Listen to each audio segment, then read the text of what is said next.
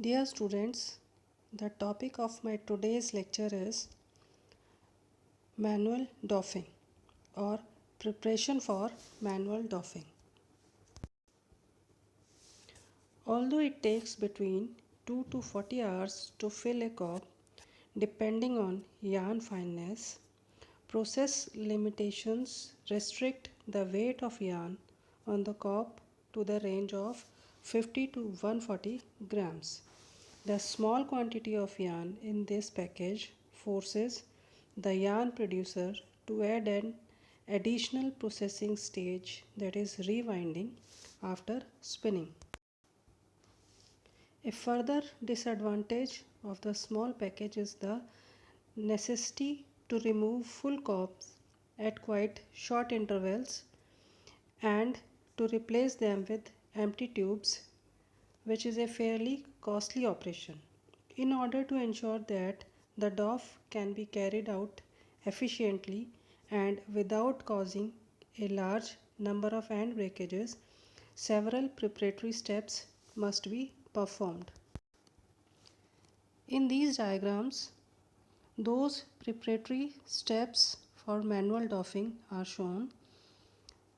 In this, after the empty tube have been prepared for the doff and the ring rail has reached its uppermost position in diagram second, both the ring rail and balloon control rings are lowered in order to provide better access to the cups as shown in this diagram. Simultaneously, the lappets are tilted upward as in this diagram, since otherwise the cups cannot be drawn off over the tops of the spindle. These diagrams shows starting position of the ring rail. The ring rail descends to the so-called underwinding position B, which is lower than that of starting position, that is position A. It will occupy at the start of the next winding operation.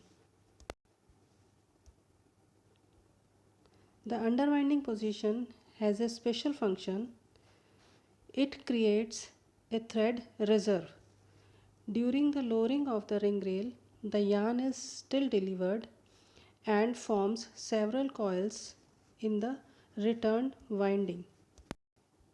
As shown in this diagram, around the finished cup, there should be 3 to 4 coils. During lowering of the ring rail and with a yarn with high breaking strength, possibly can be 1.5 to 2 coils. Has reached the underwinding position. The delivery of the yarn has still not been terminated. Accordingly, several yarn coils accumulated here as a bunch, which is called as reserve yarn. In the case of manual doffing, this thread reserve is formed on the tube, and in the case of automatic doffing, on the spindle. The reserve is needed so that when the corp is doffed, the yarn is still held on the spindle, otherwise a thread break would occur.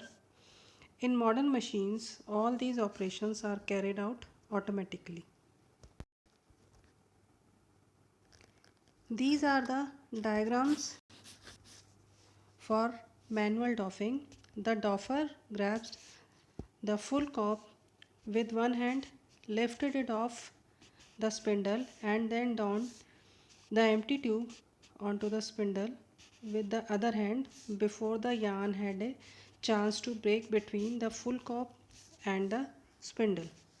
This operation was repeated as the doffer passed along the row from spindle to spindle and in moving along the row.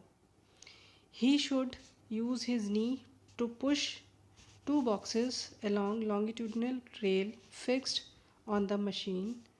One of these boxes contained empty tubes and other received the full corpse. Doffing was performed by the team of doffers, but each member of the team has always allocated to the same section of the machine. This is all about manual doffing. Thank you.